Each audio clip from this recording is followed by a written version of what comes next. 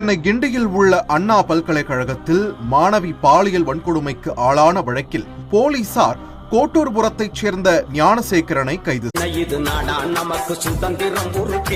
பாலியல் வன்கொடுமை வழக்கில் கைது செய்யப்பட்ட ஞானசேகரனை பத்தி பல அதிர்ச்சிகர பின்னணிகள் வெளிவந்துகிட்டு இருக்கு. நல்ல நேரம் பார்த்து கொள்ளையடிக்கும் ஞானசேகரனின் பண்ணை வீடு என்ன ஆனது? அண்ணா பல்கலைக்கழக மாணவி பாலியல் வன்கொடுமை செய்யப்பட்ட வழக்கில் கைதான குணசேகரன் பற்றி அதிர்ச்சி தகவல்கள் வெளியாகி உள்ளன.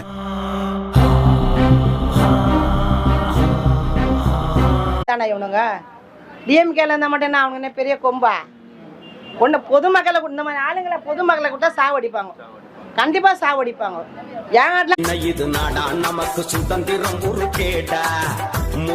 தப்பு உணுதா இங்க வா, அதுக்கு உண்ட தண்டனை ஸ்ட்ரெயிட்டா அந்த ஆக்ஷன் எடுங்க. நீங்க எடுத்துக்கணும், எடுக்காம நீங்க பாட்டு விட்டா என்ன பண்றது? இன்னும் மேல மேலதான் அதிகமா தானே போகும். ஆட்சி கண்டிப்பா மாறியே தீரணும். ஆமா தப்பு இந்த ஆட்சியெல்லாம் இருக்கே கூட. நாங்க பரம டிஎம்கே தாங்க.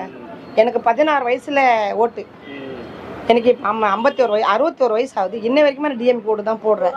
ஆனா இனி போட போறதே கிடையாது. எந்த ஒரு நம்மளுக்கு என்ன இருக்குது? நம்ம எங்க வீட்டுல எப்படி பார்த்தாலும் 30 ஓட்டு இருக்கும் எங்க வீட்லயே. யாரும் போட மாட்டோம். என்னெல்லாம் யார் நினைக்கிறாங்களோ அவங்க பக்கம் போக வேண்டியதுதான். இவங்களாம் சும்மா ஒரு மட்டமான ஒரு ஆள். ஒன்றும் இல்லாதவங்களாம் இன்னைக்கு கோடிக்கணக்கில் சொத்து வச்சுக்கிறாம. ஒன்றும் இல்லை, சைதாப்பேட்டில் அவரே ஒரு கவுன்சிலர் மட்டுமே ஒன்றும் இல்லாத ஆள் தான். எங்கள் ஊருக்காரர் தான், நான் ஒன்றும் இல்லாத ஆள் தான். இன்றைக்கி பார்த்தா கோடிக்கணக்கில் சொத்து. இப்போ ஜெயரத்தர் தெரியுங்களா? அங்கே ஒரு பில்டிங் கட்டுறான் பார்த்து, இது கட்டிக்கிறான் பார்த்து பிளாட்டு. அந்த பிளாட் வந்து 1.5 கோடி ஒரு பிளாட்டு. ரெண்டு பிளாட்டு அவனுக்கே இருக்குது. அவனுக்கே ரெண்டு பிளாட் இருக்குது. இவங்களாம் எங்கே போய் சம்பாஷன் வந்தானுங்க? ஒன்றும் இல்லாத வந்தா பொம்பளை கட்டை வாங்கி சாப்பிட்டு வந்தான் ஒரு காலத்துலேயே.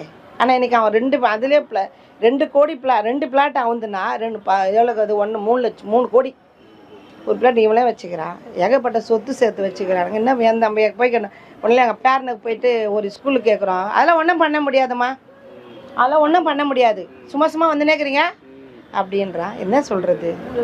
இவனுங்க இருந்ததுனால போய் என்ன பண்ணுறது? போய் ஆவலம் பாருங்க இவனுங்கெல்லாம் வந்து.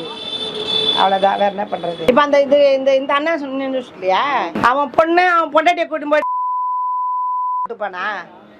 அதோட இவனுக்கு அவ்வளோ ஒரு அர்ஜென்ட். வீட்லயே தான் அவன் அக்கா தங்கச்சி. இங்கே குடிப்பழக்கம் ஒவ்வொரு நாளும் மதுவுக்கு அடிமையாக கூடிய அந்த நிலை அதிகரித்தே கொண்டே போகுது.